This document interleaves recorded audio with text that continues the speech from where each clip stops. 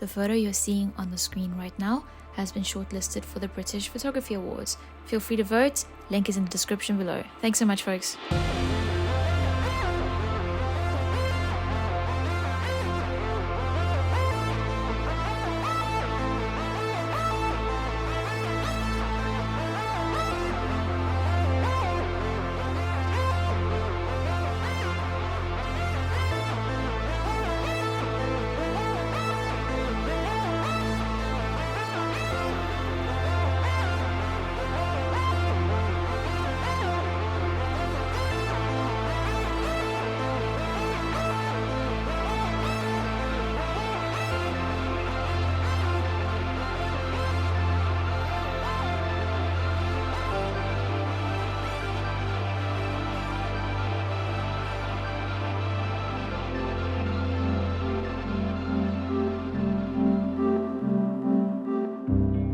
Alrighty, audio sync.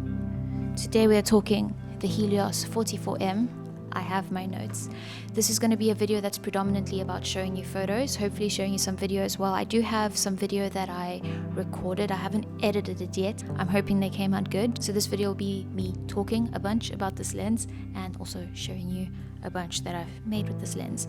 And to give you some context to all of this, I didn't know much about Helios lenses up until about a year ago. I'd heard about them and I assumed that they were just German cine lenses that were completely out of my reach. But I inherited from my great uncle about a year ago a set of a film camera, a Zenit camera.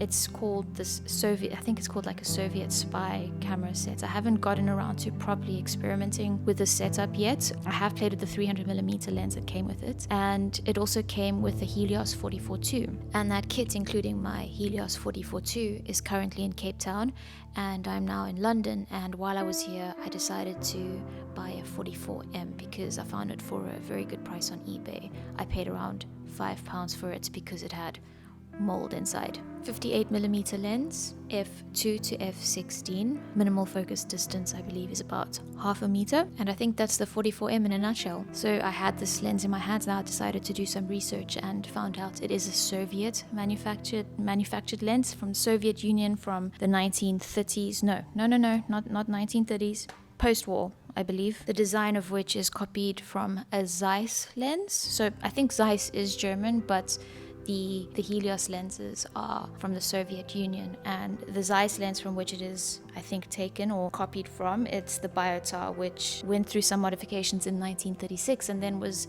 used to design the Carl Zeiss Jenner 58. And from there you have the Helios 44M, which is manufactured sometime after the war.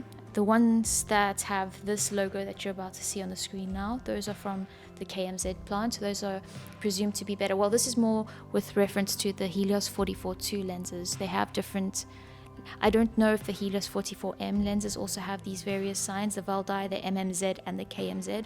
Valdai being the more mass-produced one and the less favorable one to have of the Helios 44-2s. I'm not quite sure if that applies to the 44Ms as well, because the 44Ms do have different logos, but I'm assuming the same could apply because each logo represents a different plant or a different factory where the different models of these lenses were made, or different copies of these lenses were made. There are millions of these lenses everywhere apparently, so they're not too difficult to find. If you're interested, I do encourage you to check them out. I describe them to be painterly scenes and dreamy portraits. Some of the portraits that I made of Julia, I look at them and I want to just contact her and ask her if she's doing okay. I feel more drawn to Julia with portraits made with this lens. Interestingly, I think it's got something to do with how the in-focus elements kind of roll off into the out of focus elements in such a beautiful and organic manner that it creates these beautiful dreamy portraits. And with that roll off, or fall off, I don't know what the word is, there's this beautiful overall render of the overall depth of field that you get from the image, especially if you're shooting wide open. This lens is not sharp, which I like, but just because it's not sharp, it doesn't mean it's not detailed. If you look at this building that I shot at f2, very far away, and if you zoom right on in there,